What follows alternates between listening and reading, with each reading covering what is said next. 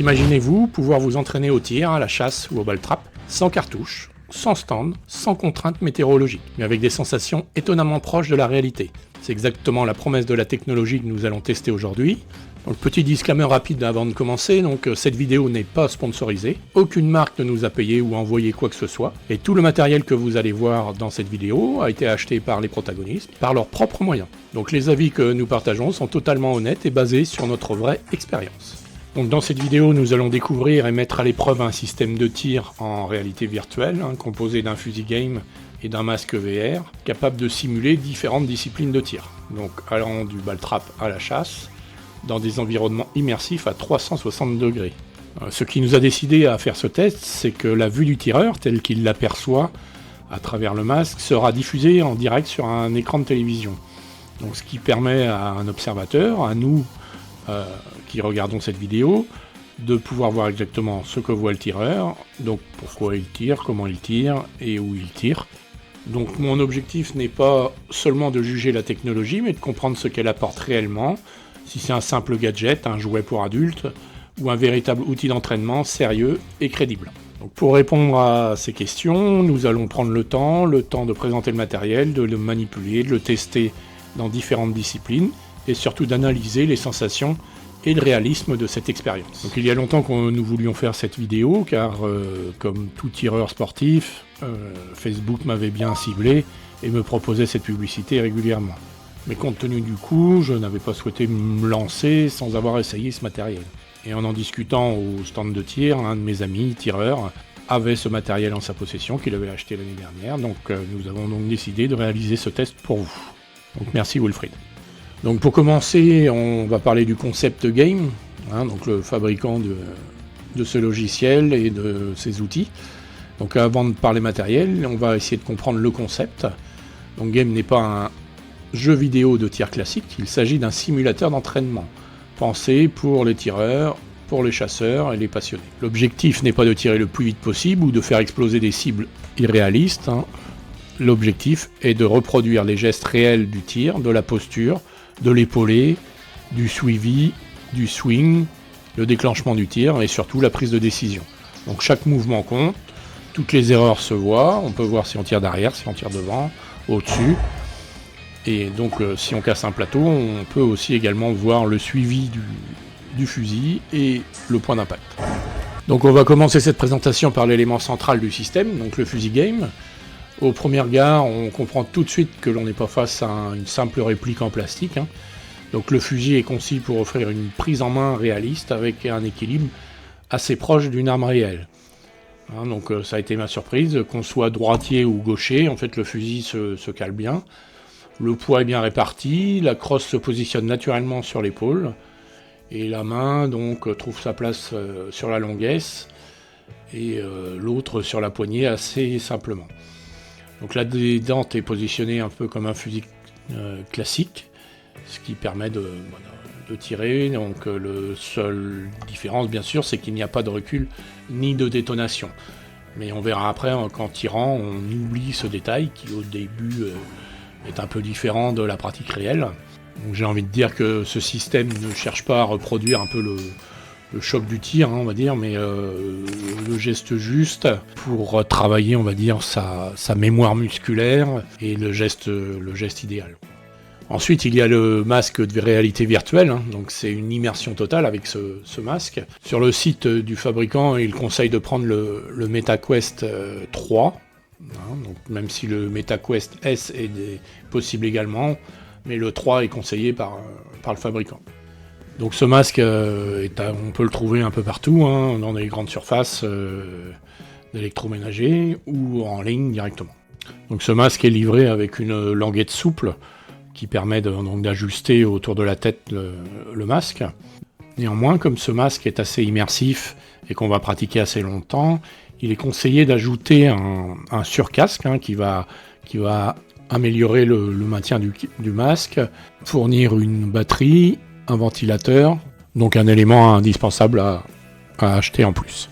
Donc voilà, désormais on va pouvoir enfiler le casque. Donc le monde réel disparaît instantanément. On se retrouve plongé dans un environnement à 360 avec une perception réaliste des distances, de la profondeur Donc ce qui frappe immédiatement, c'est le champ de vision. Donc on n'est pas enfermé dans un écran rectangulaire comme on a l'habitude. Ici, dès qu'on tourne la tête, on est dans un paysage réel, assez bien reproduit, et ça apparaît dans un espace exactement comme dans la réalité. On peut tourner la tête, regarder autour de soi, en l'air, anticiper l'arrivée d'un plateau, surveiller un déplacement, enfin... Tout cela se fait de manière naturelle, sans interface visible, sans curseur et sans assistance en fait. Et la bonne surprise, c'est que très rapidement, donc le cerveau oublie le casque, il ne reste plus que le tireur, son fusil et l'environnement. Et ici, ce qui permet la visualisation sur l'écran, donc c'est un système intégré de Chromecast, donc de mise en miroir des images, directement sur le téléviseur. Donc, a priori, un réseau Internet est indispensable. Donc, le programme est livré avec des scénarios de chasse, des scénarios de ball-trap. Pour la prise en main de l'outil, on va commencer par la chasse. Donc, différents modes de chasse, du sanglier, du petit gibier, du faisan, du canard. Et on va voir que tout ce petit gibier vole comme il faut et le tir est assez agréable et réaliste. Donc on aura testé 2 modes de chasse, donc d'abord le canard et ensuite le sanglier en battu au poste sur un mirador. On vous mettra également là dans la vidéo des exemples des autres chasses. Donc pour choisir ces options, on se retrouve dans la nature avec une sorte de mur arrondi dans lequel se trouvent les options, donc d'armes, de mode de chasse.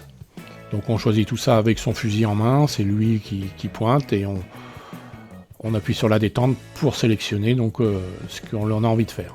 Il est possible également donc, de régler son fusil pour voir plus ou moins de bandes, décaler à droite, à gauche, en hauteur, en bas, en droite. Et idem pour la carabine avec le point rouge. Donc dès qu'on a sélectionné une option, on se retrouve dans la nature avec des environnements assez vastes, naturels. Le son dans le casque qui est parfait. Le gibier n'apparaît pas tout de suite, il faut observer, il faut écouter, pivoter, attendre un petit peu. Et donc le système recrée des situations réalistes où on doit décider si on tire ou non. En fait, ce n'est plus une question de réflexe, on doit prendre une décision comme dans la vraie vie. Donc un certain nombre de gibiers est disponible par session. Dès que ce gibier a disparu, le jeu s'arrête et on a des statistiques sur les balles, sur les blessés et donc sur notre habilité à pratiquer cette discipline. On peut également être plusieurs profils, on peut être plusieurs tireurs, on peut pratiquer à distance avec un ami qui a le même matériel en ligne, on peut voir ce que lui voit, même si on n'est pas dans la même pièce. Donc ça c'est un atout assez intéressant de ces outils. Donc ensuite on a testé différentes disciplines de ball-trap, parce que c'est donc le but de cette vidéo et de ce test, savoir si c'est un outil vraiment intéressant pour l'entraînement au ball-trap. Donc pour la première session, on démarre avec un 5 stand, donc le compact, avec des résultats mitigés, mais une très bonne sensation de réalité, où on pratique avec le swing. On ne peut pas tirer, alors moi j'ai trouvé qu'on tirait un poil différemment de la réalité. Avec mon œil dominé, je ne me retrouve pas tout à fait pareil qu'avec un fusil réel. Donc en gros, dès les premiers tirs, une chose m'est parue assez évidente, c'est que le système ne pardonne pas les approximations. Donc si l'épaulé est mauvais, le plateau est perdu, si le suivi n'est pas fluide, on tire derrière, donc on voit où on tire. Donc si le déclenchement est trop devant, c'est pareil, on voit où on passe. Donc l'avantage c'est qu'il n'y a pas de triche, on ne peut pas dire je l'ai eu, je l'ai pas eu. Le système nous montre exactement où on a tiré. Donc on a fait ce test sur une période de 2 heures déjà, et on a vu l'évolution petit à petit à l'adaptation du fusil. Et comme dans un vrai fusil, en fait, il faut le régler. J'ai testé différents réglages, et en fonction des réglages, je ne cassais pas forcément les mêmes plateaux, où on était trop au-dessus, trop derrière, enfin voilà. Donc c'est vraiment comme dans la vraie vie, il faut avoir un réglage. Il existe un fusil à cross réglable, peut-être que c'est la meilleure option pour bien s'adapter, quoi. Ne pas taper dans le casque quand on épaule, voilà, des choses comme ça. Ensuite, on a testé donc le mode DTL. Donc le mode DTL est assez réaliste. Néanmoins, j'ai trouvé que les plateaux partaient un peu loin par rapport à un vrai départ de DTL où on voit bien les plateaux et c'est un peu moins rapide. Donc c'était un peu un DTL avec des départs de fosse, donc un peu rapide, mais il fallait donc un geste assez réaliste pour casser. Donc j'ai testé le skit, mais ma capacité à tirer les fuyants est la même que dans la vraie vie. Donc je vais vous épargner les images de cette discipline. Néanmoins, donc le fils de mon ami, lui, maîtrise le skit. Donc voici les images. Donc ce qui est intéressant dans ce système, c'est que l'on voit où on tire, donc avec un petit point d'impact. À la fin des séances, on peut revoir nos positions et voir exactement comment on a tiré avec des statistiques et des mouvements.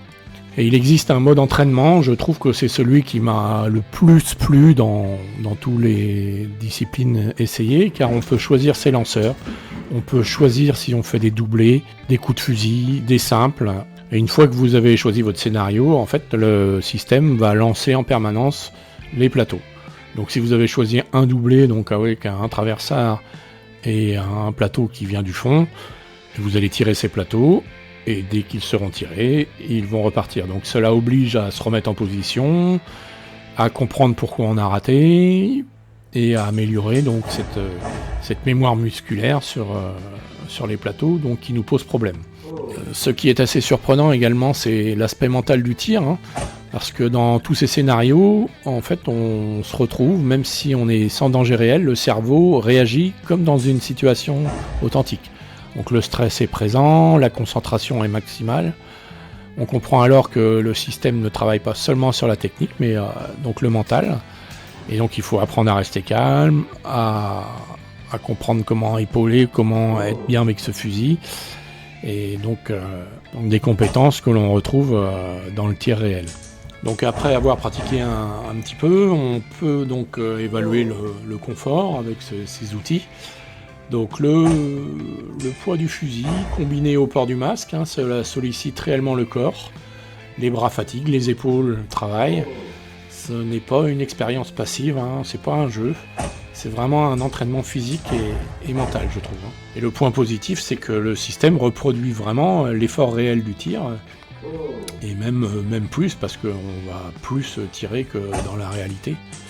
Car il n'y a pas de rechargement, bien sûr. Sauf dans le mode chasse. Donc bien sûr, tout n'est pas parfait, hein, il n'y a pas de recul, il n'y a pas le bruit réel, il n'y a pas la contrainte de l'environnement extérieur, mais c'est pas le but, je pense, ici. Le but, c'est vraiment de travailler ce qui fait la différence, hein, donc le geste, la posture, le regard, le timing. Et sur ces points, je trouve que le système est extrêmement convaincant. Donc également, le masque donne assez chaud, hein, quand vous pratiquez une demi-heure, ne serait-ce qu'une demi-heure, vous allez vraiment avoir chaud. C'est pourquoi l'ajout là, du serre-tête avec ventilateur est vraiment un plus. Et l'autre point, c'est qu'il faut avoir une hauteur sous plafond, car comme dans la vraie vie, on va tirer des plateaux en l'air, donc il faut que le canon ne tape pas dans le plafond. Donc à qui s'adresse exactement ce système? Donc moi je trouve qu'il est bien pour les débutants, pour apprendre les bases, pour découvrir un peu la discipline. Pour les tireurs confirmés, cela permet de travailler la régularité et de corriger certains défauts précis. Et puis pour les formateurs, je trouve que ça leur donne un outil pédagogique exceptionnel. Donc à ceux qui veulent s'entraîner plus souvent, sans les contraintes logistiques, c'est vraiment un outil performant. Donc pour le coût du matériel, hein, il faut considérer ça comme un investissement, un peu comme, on va dire, ça vaut le prix d'un fusil d'entrée de gamme pour démarrer le ball trap. Donc, car en gros, il faut acheter donc l'accessoire game, le masque d'un côté, et des options de jeu selon les modes que vous souhaitez ajouter. Et le surcasque dont je vous ai parlé avec le ventilateur. Donc pour conclure, ce système ne remplace pas le tir réel, hein, il le complète, un peu comme dans les ciné-tirs dont on entend de plus en plus parler en ce moment, où on peut adapter donc un outil sur son fusil. Sur le site du fabricant, il n'existe qu'un outil pour les blazers, que nous n'avons pas pu tester, mais en espérant que ça puisse être pour toutes les autres marques, ce qui permettrait de s'entraîner avec son propre fusil. Donc ce test a été réussi pour moi, on s'est vraiment amusé, retrouver la fatigue du tir, elle permet de s'entraîner donc plus souvent, de progresser plus rapidement. Donc la réalité virtuelle donc bien utilisée, donc ici est bien devenu un outil d'apprentissage.